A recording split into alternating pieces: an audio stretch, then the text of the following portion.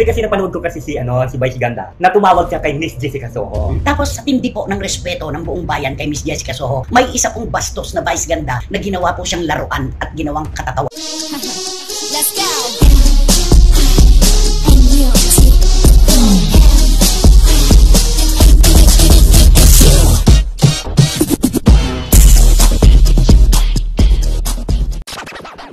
Alam mo ito kasi, napanood ko ito minsan eh.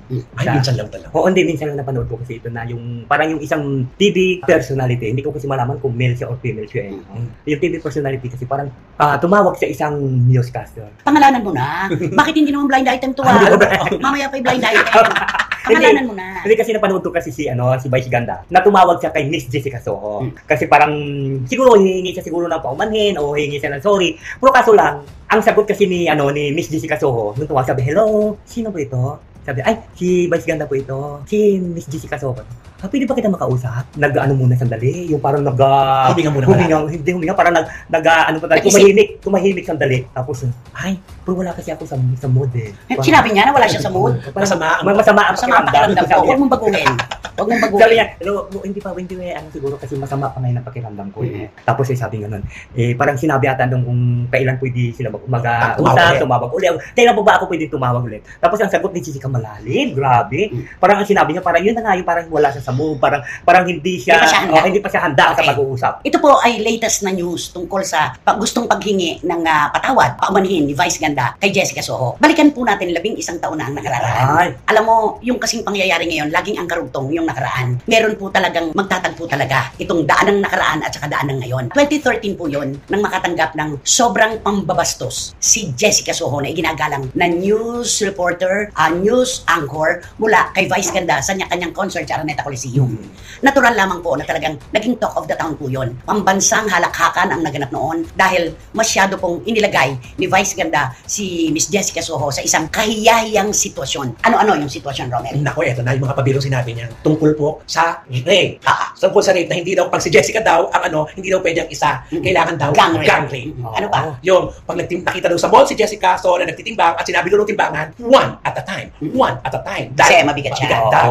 At pag nagsuot daw ng yung panty, parang kubot. Underwear. Yung underwear, kubot daw yun ng ordinaryong tao. At ito po ay naganap sa isang napakalaking venue sa Big Dome, Araneta Coliseum, na alam naman po natin kung ilang tao ang nanood sa kanya at ang ikinasumapa ng loob ni Miss Jessica Soho, nakunan yung mga big boss ng ABS-CBN na habang kinakalantari ni Vice Ganda ang pagkatao ni Jessica Soho, naghahalakakan pa, tumatawa.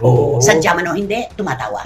Diba? Ito po ay pag-aglahi po ito eh, pambabastos sa pagkatao, hindi naman po sa trabaho. Okay lang siguro kay Miss Jessica Soho kung ang pinansin sa kanya, hindi ka naman magaling na host eh. Ang dami-dami mong award. May mas iba pa na deserving kesa sa iyo. Mas deserving than you. Hindi po ganun eh. Yung mismo pong pagkatao niya, yung physical niyang kaanuhan. Yun. Kasi ang masama pa yun yung sinabi ni Vice Ganda during the concert niya. Ipasok ang baboy! Diba? Unit yun! Sabi, ipasok ang yung mansanas.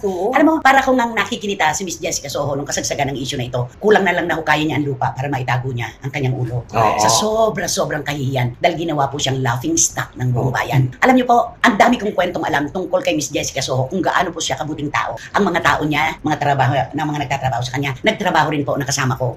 Ikinukwento nila kung gaano kabuti na leader si Jessica Soho. Nire-respeto po siya talaga. Bago siya matulog, pagkaasa ibang bansa sila, tinitiyak niya muna na maayos ang kanyang mga kasamahan, nakakain ba ng maayos, maayos ba ang tulugan. Ganun po siya. Napakagaling niyang leader, kaya magaling din siyang tagasunod. Diba? Ganun naman yun. Diba? Tapos sa tindi po ng respeto ng buong bayan kay Miss Jessica Soho, may isa pong bastos na Vice Ganda na ginawa po siyang laruan at ginawang katatawanan. Siguro, alam naman natin kung ano ka ngayon, babalik ang mga tao sa nakaraan. Yung kabataan. Kung paano ka pinalaki ng iyong mga magulang, ano ba ang pinag-aralan mo. Kasi napakalaki po ng ginagampanan yan sa buhay ng ngayon, natin ngayon. Ganun yun di ba? Babalikan yun yun. Si Jessica Soho, mapagpatawad. Marami ng pagkakataon na marami nagkamali sa kanya na ang ganyang pinatawad. Madaling lumambot ang kanyang puso, pero siguro, tansya ko, ito yung kasalanan na nagawa sa kanya ni Vice Ganda na habang buhay niyang dadalhin. Habang buhay. Kasi iniisip ni Miss Jessica, mo respetado ka sa isang network na napakalaki. At sa isang linya na ikaw lang halos ang nakagagawa. Tapos pag darating siya, pumapasok sa lahat ng nanonood, ipasok ang lechon, di ba? Parang, ano ito, unang-una, hindi mo ko kilala personal. Totoo yun. Pangalawa, hindi kita kabiruan. Di ba? Wala tayo close. Oo, hindi tayo close. Kaya ito pong senaryong ito, kung hindi man siya mapatawad muna ni Jessica Soho, siguro darating po yung pagkakataon na magkikita rin sila sa gitna. Pero it will take time. Eka nga, tayo po ay nakapagpapatawad. Pero inaalala po natin ang sitwasyon at ang mga pangalan. Diba? We forgive but we remember situations and names.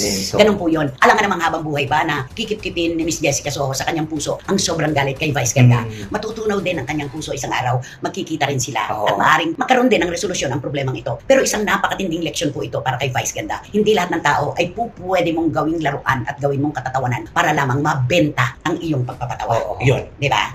Klaro. Hindi tama na gamitin mong behikulo sa pagkapahiya ang mga taong wala namang kasalanan para lang ikaw ay magtagumpay sa pagpapatawa mo. Makakatagpo talaga tayo ng taong katapat natin isang araw at ang nakatapat mo ay si Miss Jessica Soho. Lesson learned, pipiliin mo at kung maaari sana, huwag mo nang gawing katatawanan ang sino man. Diba? Maraming sitwasyon na pwede ka magpatawa pero huwag mong gagawin puhunan para magtagumpay ka at magtawa ang publiko sa pagpapatawa mo ay ang ibang tao. Yun lamang yun. Diba? Naintindihan natin si Jessica Soho kung hindi pa ngayon ang panahon.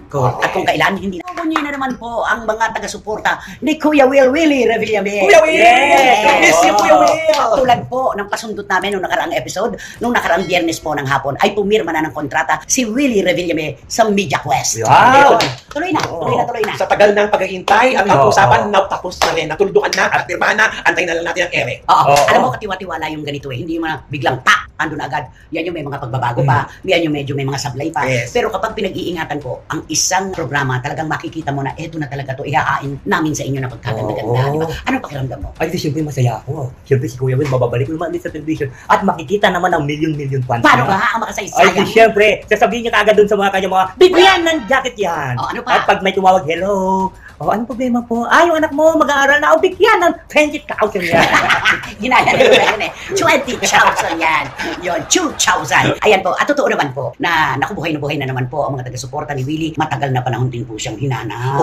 At ngayon, naantayin natin pag-ere kasi baka nanganganay na si Kuya. Ayon sa aking source na tagaloob mismo, kung hindi katapusan ng Hunyo, first week of July. Kasi pinipino talaga, pinaplansyang mabuti ang lahat ng mga aspeto ng programa. Naku, kaabang-abang talaga yan. At yun pong kwento na pumapalaot ngayon na magba-back-to-back daw po ang Itbulaga at saka ang programa ni Willie Revillame. Ewan ko lang kung ano gagamitin niya na title kung wawawin pa rin Ay naku, hindi po totoo yun. Fake news po yun mga kapatid. Kasi syempre po, may mga nakatalaga na po na programa ang TV5 pagkatapos ng Itbulaga. Hindi naman ganun kadali yung tatanggalin. Ay, oo naman. Diba? At saka, saan ba sumikat si Willie Revillame? Anong oras ba? Diba yung panghapon? Panghapon, diba? Parang sa TV5, di ba? Yung Willy at saka yung ano ba? Well Time Big Time. Well Time. Parang Big iba title pag siya nagsabi, ano? Siguro naisip na, ano kaya yung show na yung Well Time? Well Time, Big Time at saka po yung Willy, alas 5:30 po yun. Binangga niya po dyan ang mga programang pambalitaan. Ay, oo. First time. Oo, kasi di ba sabi na, kakaiba nga ito kasi yung mga ayaw makinig ng ng balita, sa kanya talaga tututo. Di ba sabi nga nun, kung makikinig tayo, manonood tayo ng mga balita, naku, madidepress pa tayo dahil kung ano-ano ang mga napapanood natin. Dapat ay maging masaya tayo. Dapat nasa isang programa tayo na may mga nagbibigay ng mga papremyo, may mga sexy dancers na sumasayaw. Kaya tagumpay ang programa ni Willie. Alam mo na, excited tayo lahat dyan kasi syempre sa tagal na nawala si Kuya Will sa telebisyon, syempre meron niyang rehearsal ngayon yan. Mismo. Planchado. Di ba? Planchado talaga. Saka alam mo, namimiss talaga ng mga tao yung mga ganyan oras na may palabas ng mga ano. Naalala ko kasi nung unang mga panahon, unang panahon. Hindi may mga diskorama, di ba mga ganun oras siya, mga 4 o'clock, 5 o'clock in the afternoon. Putok na putok yun, pag ganun oras. At saka tama rin kapag puro news ang ating napapanood, may kakambal na depression. Kasi at saka puro patayan ang ating napapanood sa telebisyon. Naku, awayan ng mga politiko. Parang ang sarap naman maging masaya naman. Correct. Alam naman natin mga ating kababayan, kung ikaw yung may problema sa buhay, ayaw mo naman dagdagan. Gusto mong tumutok sa mga programa yung makakatulong sa problema mo. At yan, definitely out na po si Willie Revillame sa mundo ng politika. Wala na. Si Kuya Ipe na ang puso. Diba? Na siya ang pinuputakti ngayon ng mga baser. Ayan. At syempre, alam naman natin na si Willie talaga ay meron po siyang karisma sa publiko. Ay, oo naman. Yan. Alisin na yon. Siguro, ito yung ginagamot niya ngayon. Ito. At saka, yan ang gusto ng Media Quest. Sila ang gagawa, yung produksyon ang gagawa ng pagpapaliwanag sa kanyang mga tao. Hindi yung siya mismo ang magpapakita sa ere na hindi siya nasisiyahan. Totoo. Hindi ba?